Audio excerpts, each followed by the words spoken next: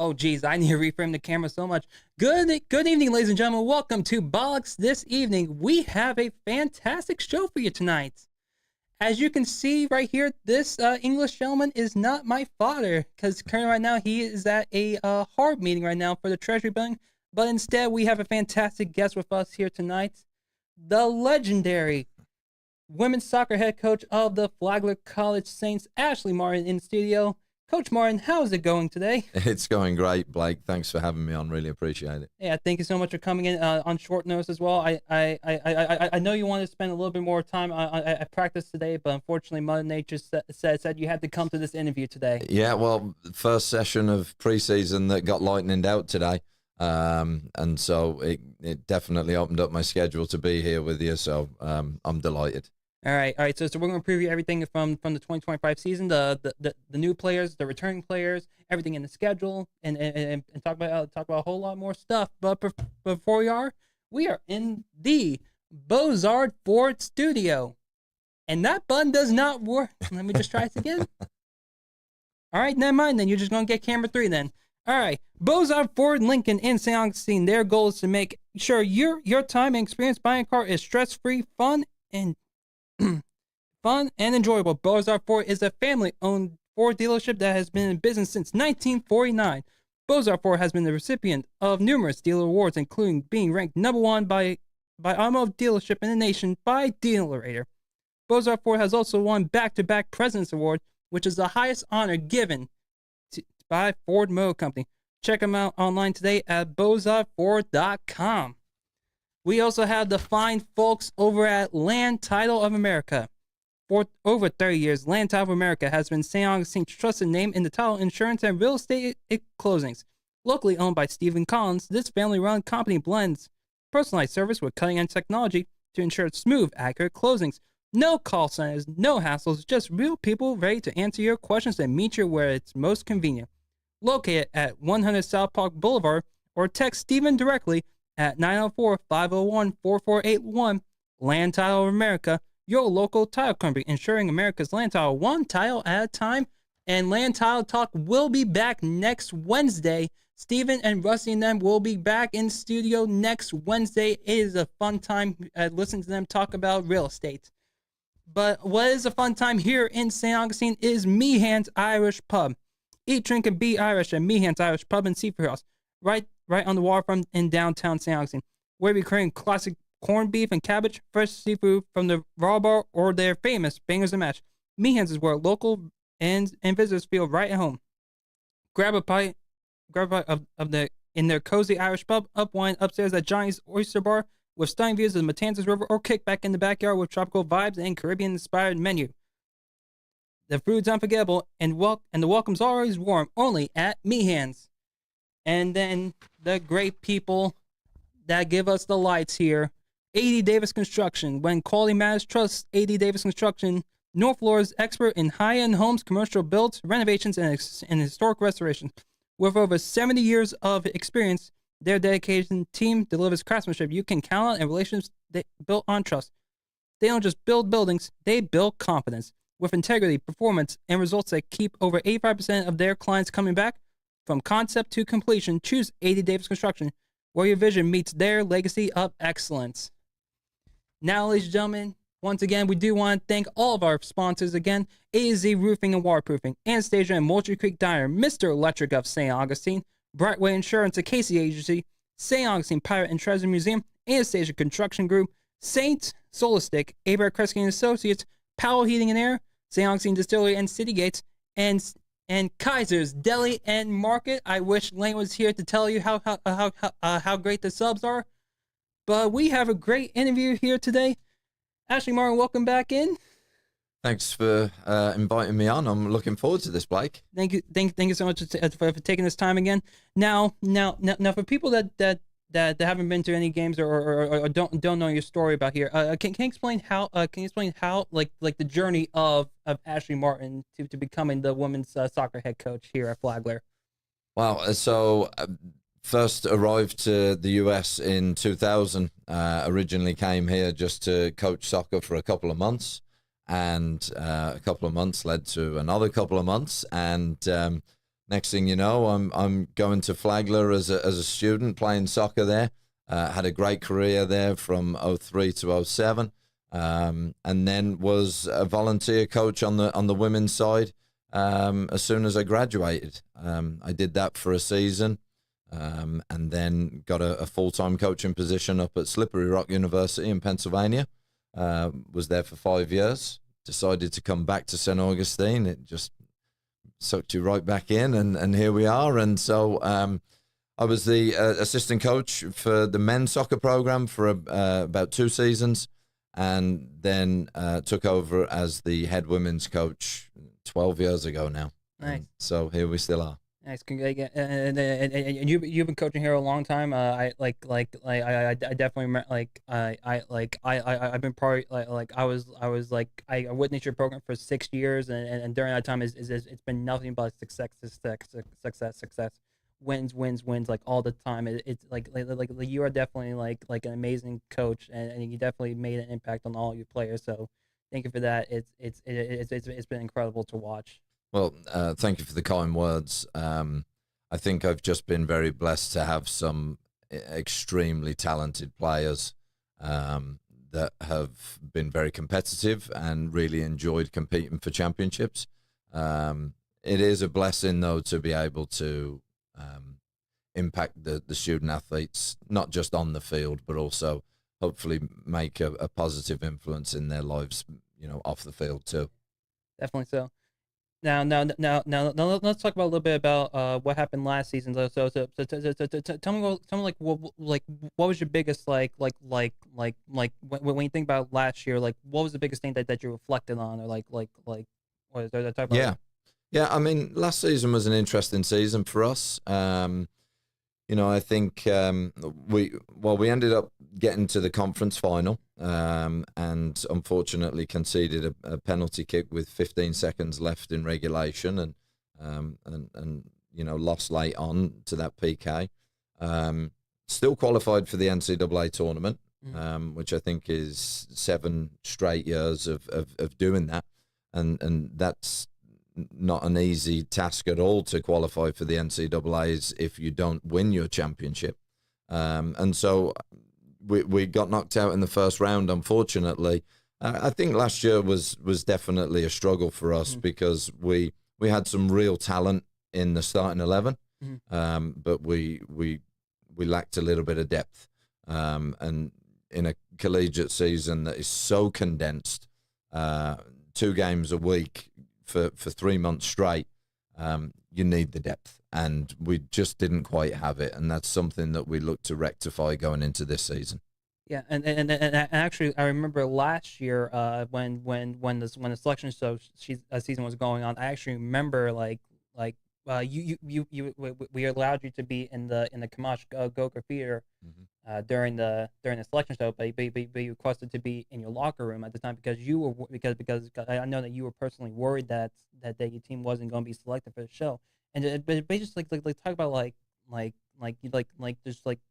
do you often think about the worst in those situations, where you don't want to disappoint your team, and that sense, you were worried that your team's going to be disappointed that they their success during the season didn't get them into the show, into the I mean, ultimately I think your body of work is what is either going to get you there or not get you there. And we were right on the edge in a way, in that we didn't win our conference championship, so it certainly wasn't a given that we were going to get there.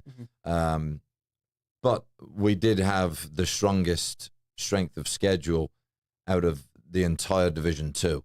And so I knew that that scheduling give us every opportunity to still qualify, even though we didn't win the conference championship and get the automatic bid.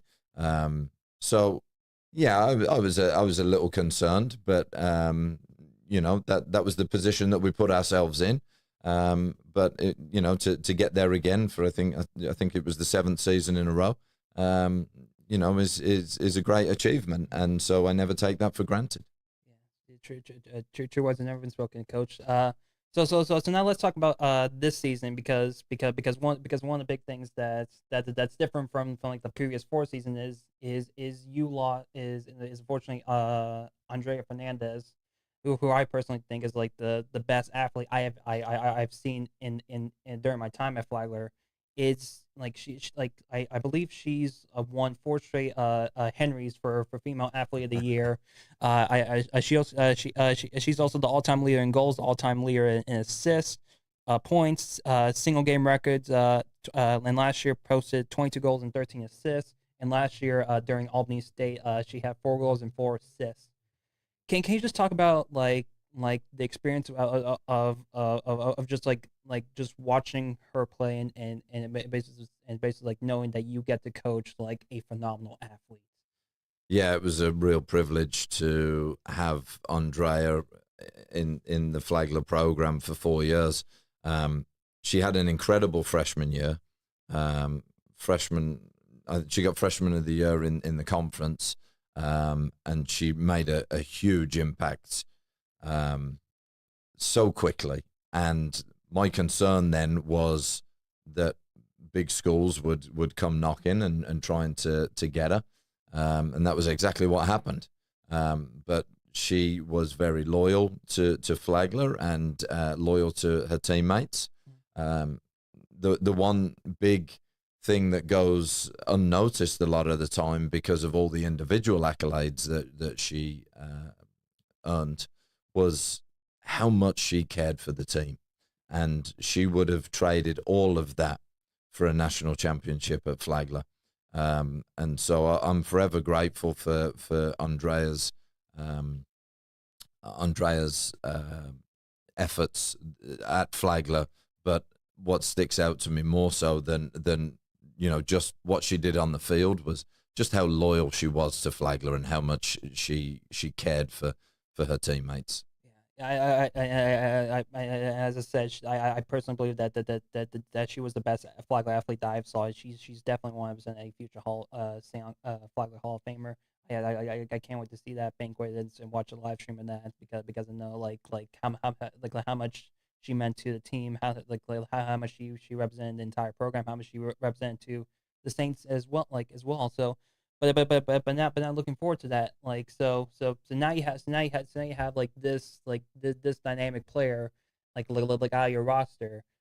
What's like the first thing that you look for to fill to potentially fill that gap, or what's the strategy that you're trying to go for? Well, as much as you'd love to replace Andrea Fernandez with another player of Andrea Fernandez's quality, that's pretty much impossible. She's one of a kind.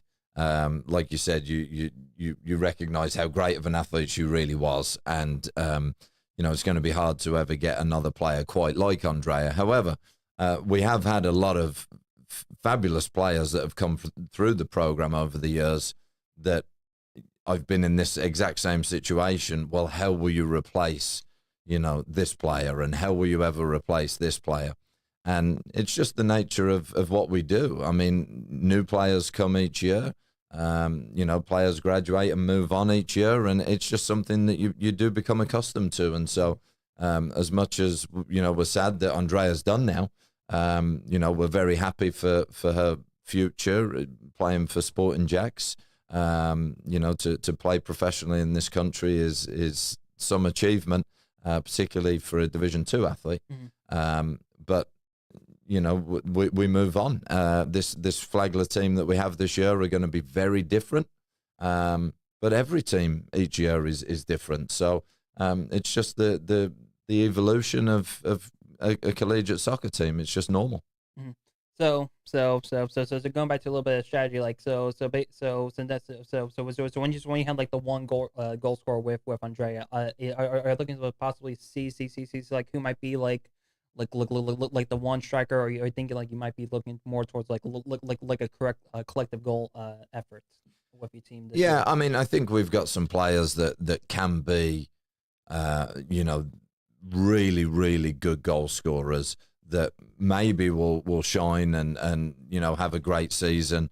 I think the likes of Paige Churchill, you know, a returning player for us who has a ton of ability and loves scoring goals. I think there's a high probability that she's going to knock a few in this year. And then, I think it is probably going to be more of a collective, like you'd mentioned, especially the way we've structured the team. I think in past teams, we were able to structure it so that we could allow the likes of Andrea to go do her thing. But this upcoming season, I think, is definitely going to be a little bit more structured. I think it's going to be, I think it's going to create that environment where we could have more of that collective, multiple players, scoring and assisting for us. But who knows? We'll wait and see. I'm excited. Yeah. Now you mentioned Paige Churchill as a returning player. So let's try to break down a little like your playing scheme for right now. So what's gonna be like right now your like default lineup per se? Like what's gonna be like your primary setup for right now? Well, I think it's a little too early for me to actually answer that question. I think we've got some good ideas on how we want to do things, but this morning's session was the first one that we actually got to play some 11v11 and kind of get a better idea of who can play where. So I don't know that I can necessarily answer that question right now, but I do think that the identity of this team is going to be a lot different. I think we're going to be a team that hopefully opponents are not going to look forward to playing. We're going to be up in their faces. We're going to be, trying to win the ball high up the field, and just a difficult, nasty team for people to play. And then hopefully, if we can win the ball closer to the opponent's goal, we can hopefully create a few more chances too. So. Nice. So are you trying to create like more opportunities for takeaways, like more on the defensive side with Grace Simon and Mace Swenson? Or are you trying to look more like in the midfield? Like did you go did you look over like area of like possession where like you can see like, okay, this opponent's like we can like midfield. Let's try to target there. Let's like possibly use it. Like can you talk about like that Yeah, I mean, I think we want to try and keep the game as simple as possible. I think sometimes we really overcomplicate this game. For us, we want to try and win the ball as high up the field as possible. And the only reason that we're able to do that is because of the quality defenders that, you mentioned a couple there in Grace and May. But, I mean, a huge one for us is Ariana Silva, who is one of our captains and was out all last season due to an ACL injury. She's recovered magnificently, and to have her and Grace playing alongside each other potentially at centre back is a very exciting prospect. So because of the qualities that they possess, we can definitely be a lot more aggressive defensively, knowing that if someone were to knock a ball in behind, we've got the players to go chase that ball down and keep it for us. And and definitely like watching those games in the press box, scoring for John, I could tell like that back three with Grace, May, and Ariana, they're going to cause a lot of trouble for opposing teams this year, and I absolutely cannot wait for the great tackles that they perform this year. Oh man, yeah, we've been seeing some of them great tackles in training over the last 4 days. There were some that were flying in this morning that, I actually talked about it with the team. I said, listen, we're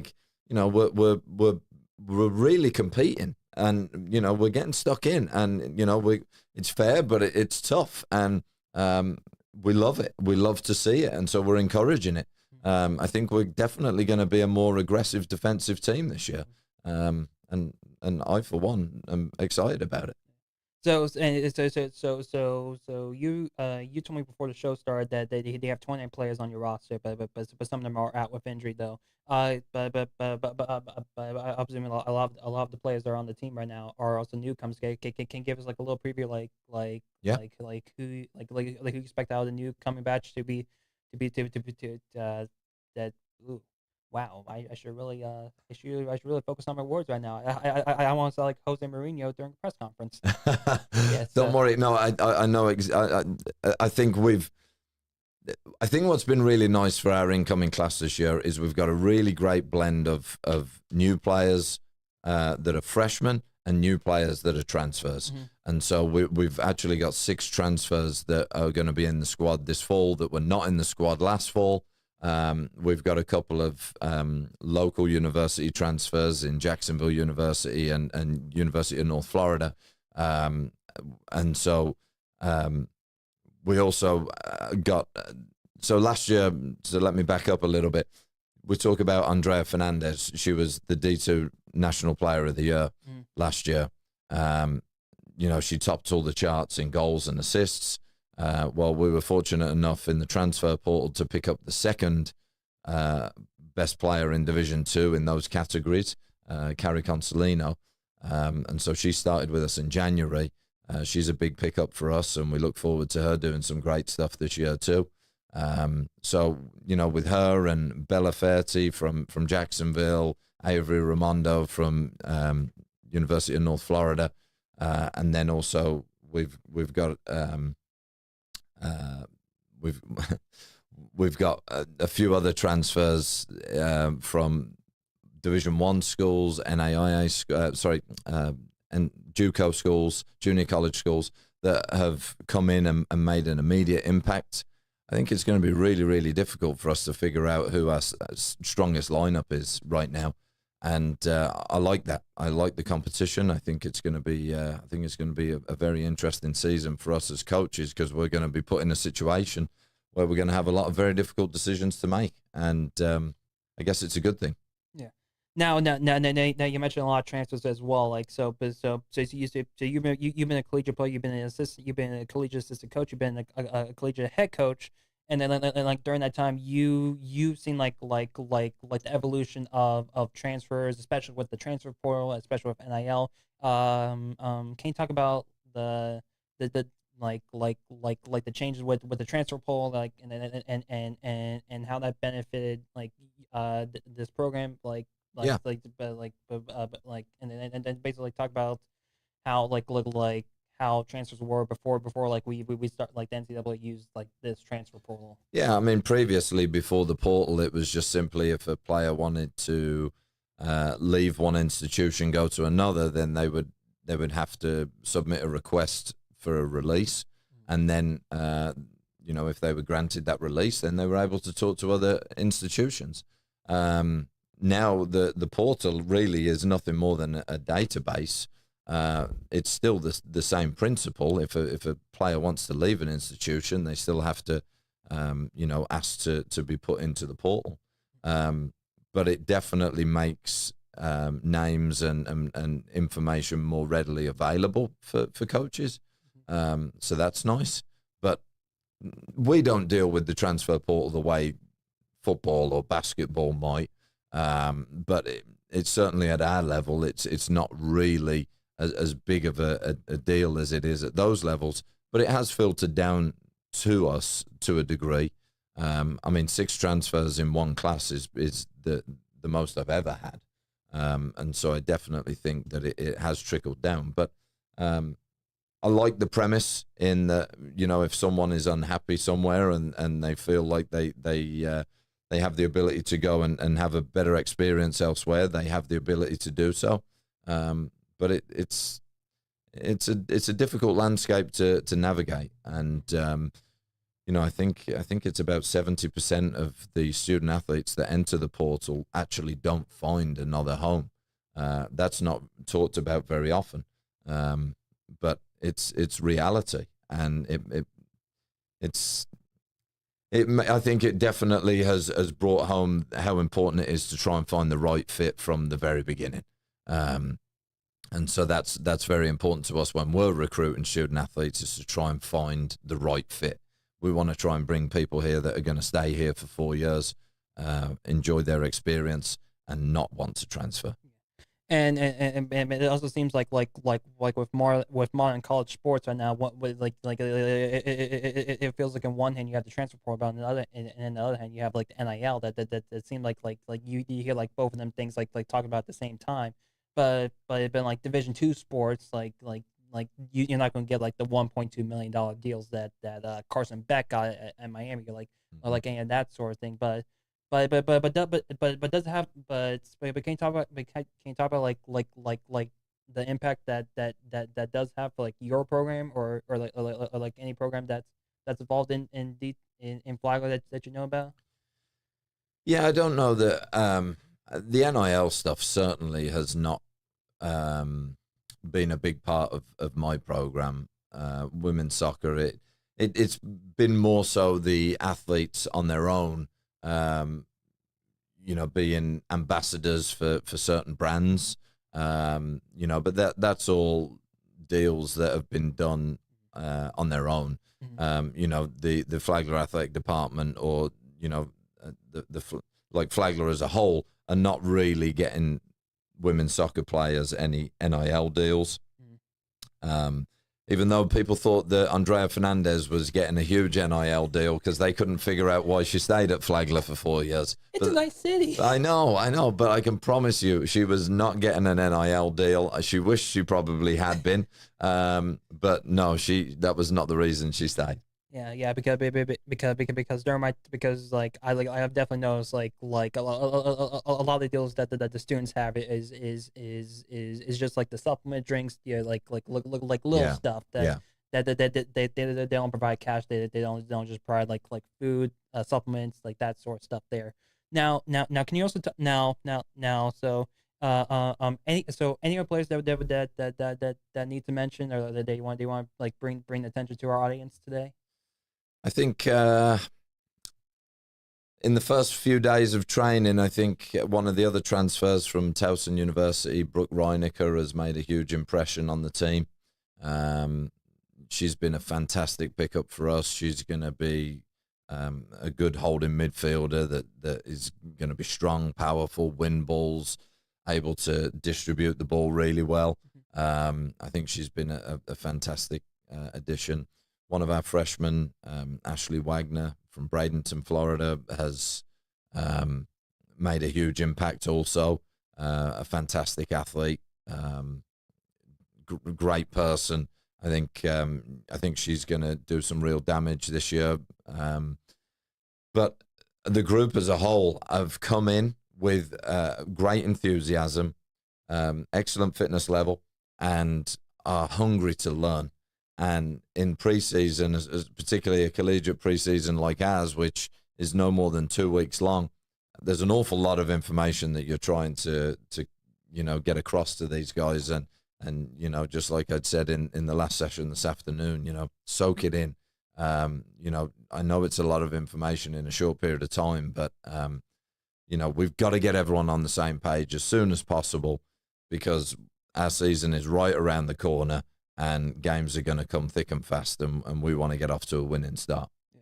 So during like your film sessions, like during like that, like so what are like some values that they want like teach your players, like that you want your players to learn about, like during the season overall, like because yes, because you do play games, but there's more to life. Like there's more than just like playing the games. There's more than just being a soccer player, like out there on the field. Like, sure. What do you like to teach your players like during that time?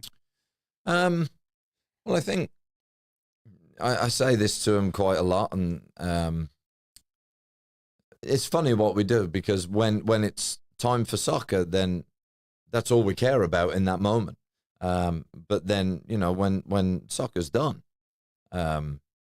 it's nothing. Yeah, I mean, trying to keep perspective on what is important in this world is huge. But it's just knowing, when it's soccer time, switch your brain on, like, get your soccer brain going, and then when when it's not soccer time, then make sure you're focusing on your studies and balancing, getting that balance right. I mean, a lot of my players have jobs as well, and so whether it be on campus or off campus, they're grinding. I mean, they're playing soccer. We practice at 7 o'clock each morning, and they love getting up and training early in the morning.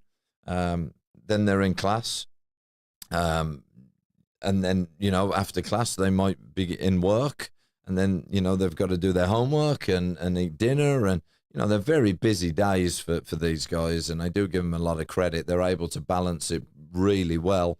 Our team, we're very proud that our team have the highest GPA on campus out of all the teams, and so I think trying to strike that balance is it can be difficult, but it's all about time management. If any of the players ever struggle in that freshman year, it's always a time management issue, I think. And, we just kind of sit down with them and just ask them, what are they doing with their day? And, do they want some advice on maybe how they can structure their day a little better? But ultimately, we're just trying to create an environment where they see us as positive influences on them and their lives, and we welcome them coming in and asking us questions. We get some random ones, we get some really crazy questions sometimes, but we're prepared for anything. So all right, good. Now let's go and talk about the schedule for this year. So you have 18 games this year, and then 8 games at Saints Field this year. Mm-hmm. First game of the year is on September 4th in Pensacola against West Florida. First home opener is September 10th against Eckerd. And then the first Peach Belt Conference game is September 20th at a new Peach Belt Conference team this year, Middle Georgia. Yeah. So can you talk about on building the non-conference schedule? What goes through building the non-conference schedule? What are you trying to do to help build your team during the before the conference season? Yeah, I mean, the Peach Belt Conference is primarily made up of schools in Georgia, and there's a couple in South Carolina also. So our non-conference schedule, we're trying to keep as local as possible. So, we're scheduling as many Florida teams in that non-con as we can, and then we're also trying to schedule some of the best teams that we possibly can, like I alluded to earlier. Having the best strength of schedule in the country certainly helped us qualify for that national tournament. So opening up with the University of West Florida, it doesn't really get much more difficult than that. I mean, they're a perennial Sweet 16, Elite 8 team in the national tournament. Gulf Coast, the Gulf South Conference champions. I don't know how many years they've done that, but I mean, they're a really, really solid team. So we're starting off really strong with those guys, and then after that, it's all the other non-con games are Sunshine State teams.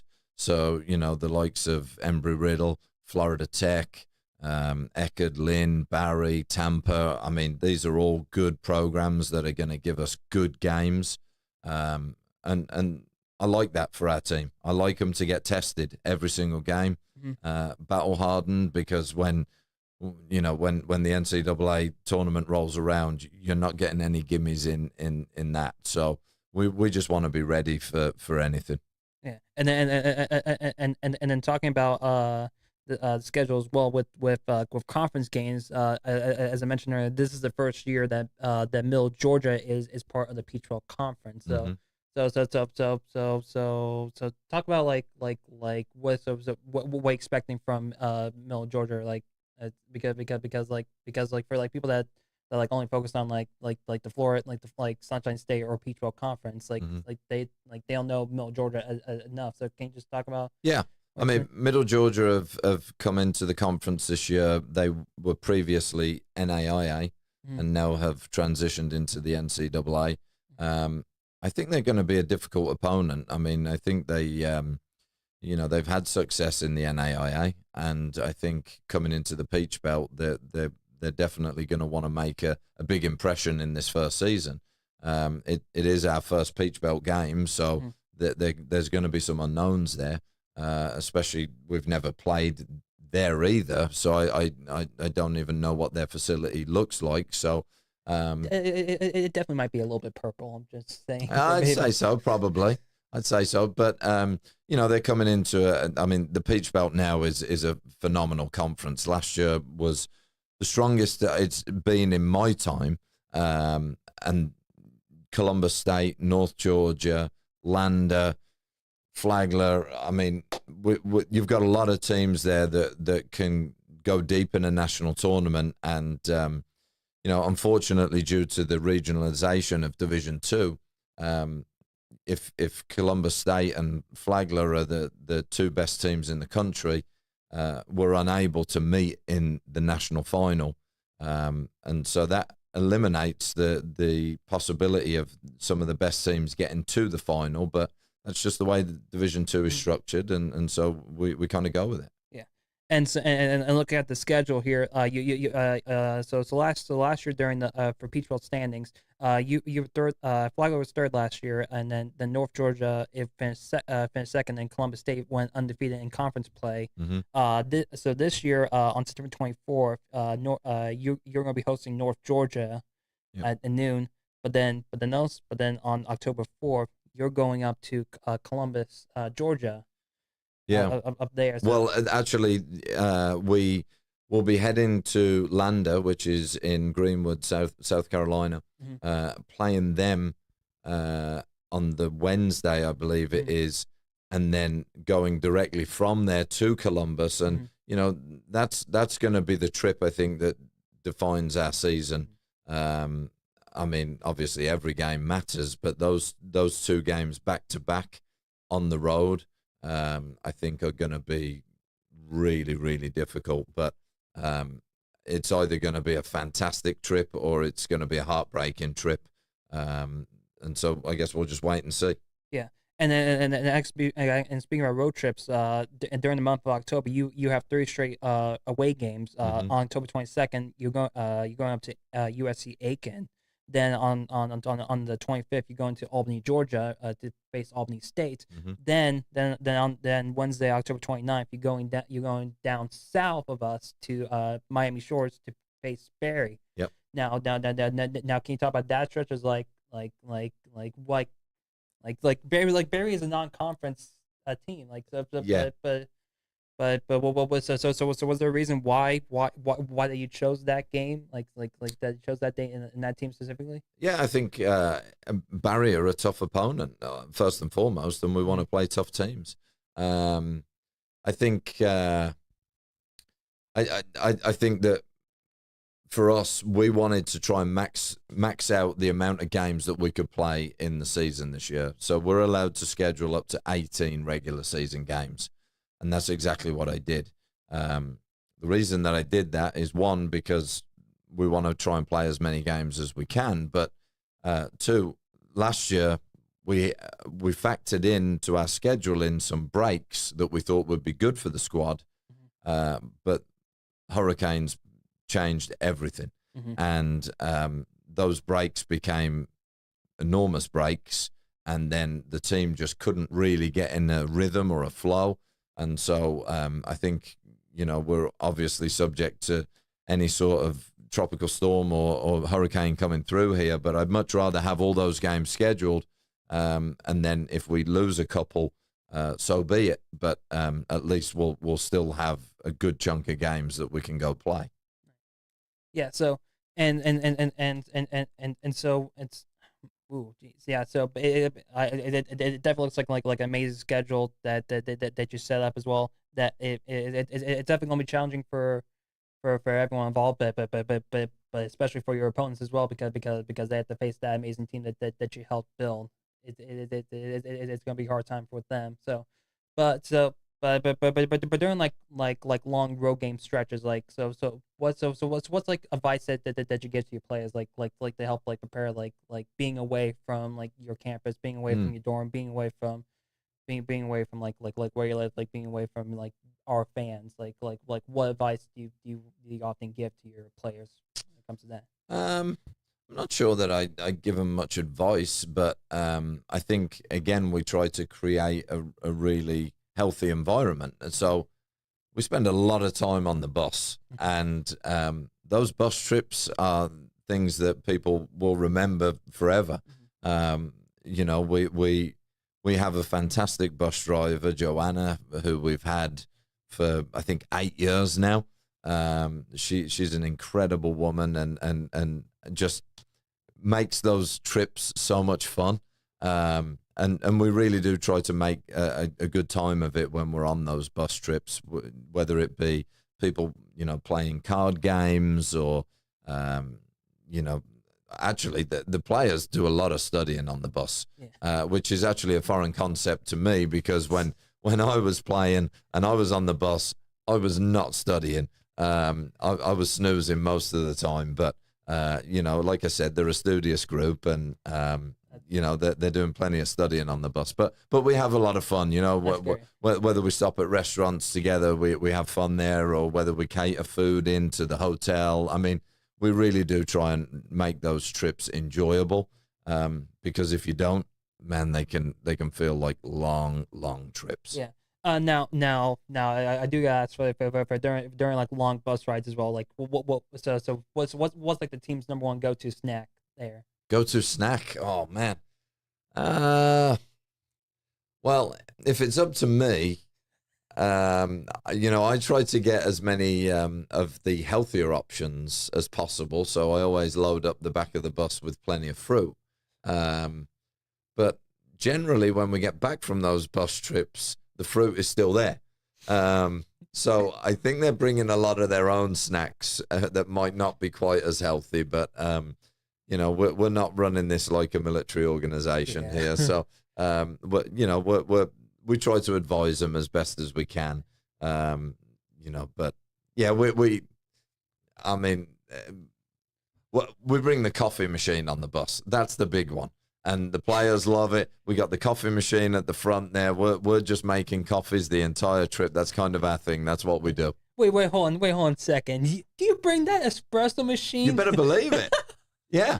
The espresso machine that you have in your office. Oh no, I got another one. Okay. I got another one just for the bus. That has to be like very inconvenient. Like during like every time that they had to go on a road trip. All right, come on, espresso. No. We got the whole setup. So we've got the Nespresso machine, we got the kettle, we got the teas, we got everything. Oh geez, a loud kettle like trying to brew like anything at like 7 a.m. while everyone's trying to sleep is like that loud whistle comes up. It's an electric kettle, Blake. Come on, get with the program here. They're quiet. You can't hear them. But no, honestly, they go nuts for the tea and the coffee, as do the coaching staff. And then, you know, we've got to make sure our bus driver is alert at all times. So, like, we're drip feeding her coffee all day long. Yeah. Now, but of course, at Flagler, there's more than just the players. There's more than just the coaches. Can you talk about the training programs with the sports performance program? Like let's talk about like for let's let's say for an average women's soccer player, like so what's like the workout program that they have, and like and anything possibly, and let's see if our listeners can follow that plan well. Well, we have a great sports performance staff at Flagler. Connor Getamy is the head of that. He works with our team. We go into the weight room a couple of times a week. You know, what we're doing is specific to soccer. So, you know, we're trying to get some explosive movements in there, you know, but we're trying to underpin it with a little bit of strength there as well. So it's really important that our players are able to, you know, move efficiently and quickly and explosively. And so that's what we're doing in the weight room. But we've got players that have all sorts of different relationships with the weight room. I mean, we've got some that love to lift, and then we've got others that can't stand it. And so, you know, just it's not easy. You know, we kind of put together a program that we think the group will respond well to. But ultimately, you're not going to please everybody. But yeah, I don't have the program with me that can help the listeners, get in good shape. So, but it's just a part of the program. It's an important part of the program for sure. But it's just one little part of it. Yeah. And then we also have the sports medicine side with the athletic trainers as well. Like because you mentioned Ariana had her last year she tore her ACL, so she had to she probably spent a lot of time with the sports medicine department there. Yeah. Can you talk about the players, like, relationship to them, like just and basically like talk about like how the sports medicine department is there to help the players out. And yeah. So our athletic trainer is Sarah Kaysen. She's so much more than just an athletic trainer, though. She really is. I mean, she's like a psychologist for the team. She's like a team mom. I mean, when we're on those bus trips, I mean, she has something for anything. I mean, if you're feeling under the weather for any reason, she's got something if you need it. But I mean, what the care that she provides for those players, from a professional standpoint, she's amazing, and from an athletic training standpoint, the treatment that she can provide them is first class. But truly, how much she cares for them is just incredible. She's like a confidant for them, and just someone that they can trust. But she's firm with them too, and she'll keep them in their place. But she's more than just an athletic trainer, like I said. I mean, she's involved with even some of our activation work, pre-session. The players love working with her. She's so passionate, and she really is a first class person. So I feel very, very blessed to have her. Yeah. I was definitely there, like being part of like the sideline like multiple times. Like Sarah is a fantastic personal athletic trainer, and you're definitely very lucky to have her on the sideline. Like she is like super phenomenal, and your program's super lucky to have her there. Yeah, for sure. Now so we got we got sports points and sports medicine covered. Now, can you also talk about the game day operations as well, a little bit as well, because I used to be the understudy for Brad. Mm-hmm. And you said multiple times, like during like a lot of the season, to tell the new worksite students, oh yeah, by the way, this right here is the best ball runner we ever had. So that is true. He was the best ball runner that we've ever had. But no, seriously, the amount of students that actually come and work the events. I mean, the events wouldn't happen without them, and I never take that for granted. So, I think, like yourself, I do remember you running up and down the sideline. That was fun to watch. You like, I mean, you were flying up that sideline, but I was worried you were going to fall over a lot of the time. But like, your enthusiasm was off the charts. Thank you. And I that was where we first really interacted with one another. And then, you came on staff at Flagler, and you made a fantastic impact on everybody there. We loved having you. We miss you a lot. But the whole game day operations crew are great. I mean, there's other Flagler grads that are part of that, and I think it's just collegiate sports is a fun environment to be in, but it's very demanding, and there's no such thing as 9 to 5, and that's tough. Yeah, but it takes a special person to want to sign up for that, and we have a lot of those type of people in the administration, and then the like you said, the game day operations. Yeah. There definitely is like times that they just go like I just like go to a game, like thinking like, oh, this is gonna be like super easy game, like a super simple softball game, should be done within 2 hours. Then all of a sudden, it then becomes a 15-inning game. Yeah, for sure. It can happen. And, I mean, we had a situation last year that, we had a lot of delays and, we had some issues with our floodlights and, that actually became like a 2-month game because we played the first half and then the game got suspended. And then about 6 weeks later, the team came back and we played the second half. So, I mean, you got to be ready for anything, I guess. Yeah. And I remember that game. It was you against Florida Tech, and like during the first half, it was 2-2.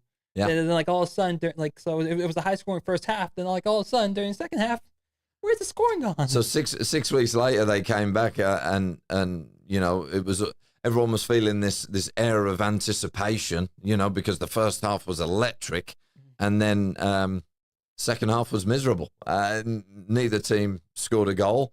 Both teams had chances, but they weren't. It was totally different. And at the end of the day, it was just like a huge letdown. Yeah.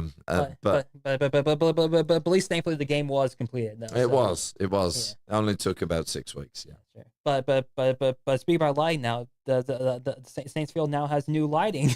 Yes, it does, and we're very grateful to have it. We just got it installed last week. We started practice this week, and so those morning sessions that we have, we're unable to control exactly how powerful those lights were coming on. So the first couple of mornings they were coming on at 100%, and the neighbors were not happy. But I can promise everybody in the St. Augustine community that was not our doing. We had no control over it. And we're very sorry for any inconvenience caused. But we now have rectified the problem. We're able to have control and dim the lights. And so I really pray that, people can show us a bit of grace there and hopefully just, let it go. Yeah. Now, do these new lights have like the strobe effects at like baseball and softball as well? Really? Yeah. So that's definitely gonna make nighttime games a lot more interesting. Like game-winning goal. Yeah. Boom. Yeah, for sure. I mean, they can do anything. Those lights, they're incredible. All the colors and all the all the different light shows. I mean, it's really, really impressive. As a Flagler grad that has been part of Flagler for a long time and has a lot of pride in Flagler Field. To get those lights, makes me super proud, and it has enhanced the student athlete experience, no doubt, and I think it's also going to enhance the spectator experience. Yeah, and speaking about spectators, this year, from what I've heard, this is gonna be the first year where everyone can get in for free for all of our home games this year. Yes, yeah, it is, and so we encourage everybody in the St. Augustine community to come out and support us. Yeah, that's super fantastic. A free event in our community that you can watch a great soccer game, you can watch a great baseball team, you can watch a great softball team, a great lacrosse teams, great basketball teams, great volleyball teams. It's really great. Like people need to show up to our events a lot more. Yeah. I mean, we really do have great sports here in St. Augustine, and Flagler have some incredible teams. If I get the opportunity myself and my family, we'll go to as many sporting events at Flagler as possible. Mm. It really is a lot of fun to watch all the other sports, and lacrosse is one of the newer ones at Flagler, and I certainly wasn't familiar with lacrosse coming from England. It's not a big sport there at all, but it's been fascinating to get to know that culture and how they like just the game in general. It's crazy. I mean, I still can't get my head around it, but it's fun to watch. It really is. Now, but also speaking about community involvement, a lot of the teams on campus are participating in a lot of like charitable events, like and they do a lot in the community. I know recently Flagler, the women's team hosted a dinner at the firehouse here in downtown. Can you Yep, talk yep. can you talk about what's some other stuff that your teams do for the community, like what charity events like they are part of? Yeah, we our team specifically go to the fire station downtown each year. We do a cookout for them, just to show our appreciation. But the firefighters love having the team there. They play tons of games with them, whether it be basketball or ping pong or um, cornhole. They were playing cornhole last time when we were there. But then they also have some fun in shooting the hose and putting on all the gear, all the equipment, and it's always fun to see them do that. And the players love it. And I told them, because there were a lot of new players on the team this year that hadn't done this before, and I said, trust me, you might think it's kind of weird, like what are we doing going to the fire station, but trust me, you'll love it. And in the end, we're literally like dragging our team out of there. Come on, guys, we got to go. We got to leave them to it. But we enjoy doing that for those guys. They serve our community so well, make some huge sacrifices, and we thank them for it. But we also did another little beach cleanup here recently too, and we have a lot of student athletes in our program that are from out of state, and they've come to Flagler because they love the institution, they love the soccer program, but they love the beach too, and our location is a big reason why they're here. And so we remind them that we're it's important to keep our beaches clean, and that's kind of why we do it. But every team in the athletic department are doing an awful lot of community service projects, and we feel it's our duty to do it. But the coaching staff definitely promote it. They really they enjoy doing the community service projects, and the players do too. So yeah. Mhm. Yeah, and that's one of the things I love so much about when I was working at Flagler, like seeing like how many how many of my coworkers, how many of the coaches, and how many of the student athletes were participating in like all these great events like around Yeah. downtown. I was part of the ALS walk, and then I got to saw cheer, lots of executives, men's lacrosse, women's lacrosse there, and just seeing the Flagler name being a part of these like great events like that promote like a great cause Yeah. is such an impactful thing for our community to recognize, and to say like that would not just say a collegiate athletic program, would not just a college. We can help the community as well, and that just like super important to be a part of. Yeah, it is, and you know we recently had Coach Joey Wiles, who was the head football coach at St. Augustine High School for a long time. He just recently left the athletic department. I mean, a fantastic person that has fantastic connections within this community. I think he also did an awful lot in his time at Flagler to connect both Flagler and the St. Augustine community. Mhm. So I think that was great. But our whole department, all the administration, they care about St. Augustine. They care about the people in it, and that shows. None of the community service stuff is just a to-do list. It's we want to do this because we really do care about the people and the relationships in this town. Definitely. Now we're nearing the end of our hour here that we have. So, but what's like the big thing that they want our listeners to know about your team this year? Like if they never been to a Flagler soccer game, like a Flagler women's soccer game, give them like a quick elevator pitch to explain like why you should be going to your games. I think we've got a bunch of young women that are an awful lot of fun to watch. I understand that you may have a perception of what women's soccer might be, but come out and watch and make your own mind up.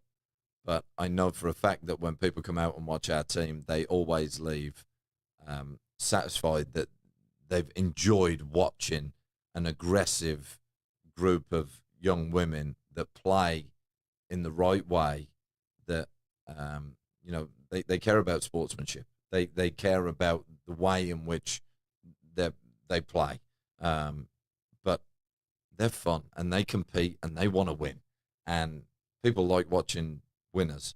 And the way in which we do it, I think is great. And I think anyone that comes out to watch any of our games is always going to leave pretty pleased that they've enjoyed watching some talented athletes compete at the highest level that they can, and represent Flagler and St. Augustine as well as they can. Coach Ashley Martin, thank you so much for coming in. I do appreciate you coming in last month. And thank you, Mother Nature, for making him arrive early today.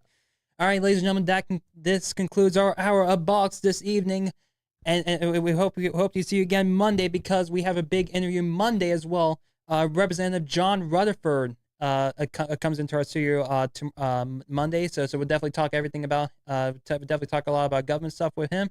But for right now, this is Bollocks this evening. Catch you next week.